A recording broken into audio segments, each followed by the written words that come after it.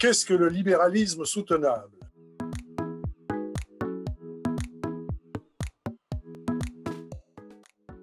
C'est d'abord une philosophie qui jongle avec les idées et ne doit pas être confondue avec les pratiques capitalistes les plus diverses que l'on observe aujourd'hui. C'est aussi un libéralisme qui veut intégrer ces deux dimensions, sa dimension politique, plutôt bien tolérée parce qu'elle protège l'individu de l'arbitraire politique, et sa dimension économique, plus contestée et même caricaturée, parce qu'elle exposerait le même individu aux foucades du marché.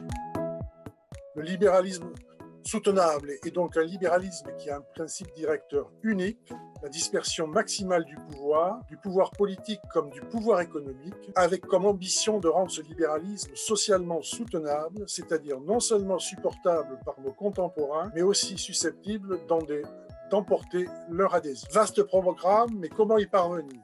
D'abord en s'appuyant sur deux auteurs de référence, l'économiste Hayek et le philosophe Rawls, qui ont confronté chacun à sa manière le libéralisme à la question redoutable de la justice en société.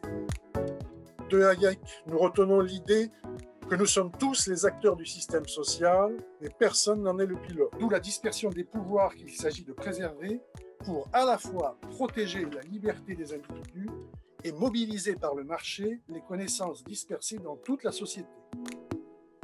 Avec cet ordre social spontané comme toile de fond, nous explorons ensuite la piste ouverte par Rawls à travers la recherche d'une démocratie de propriétaires. Cette démocratie vise elle aussi la dispersion maximale du pouvoir, notamment à travers la dispersion de la propriété et des richesses.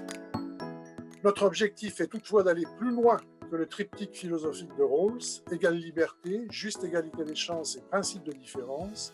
Pour cela, il nous faut passer de la philosophie à l'économie en remaniant profondément ces trois principes. D'où les trois parties de l'ouvrage, d'abord un travail choisi, puis des capacités enrichies et enfin un revenu de base universel.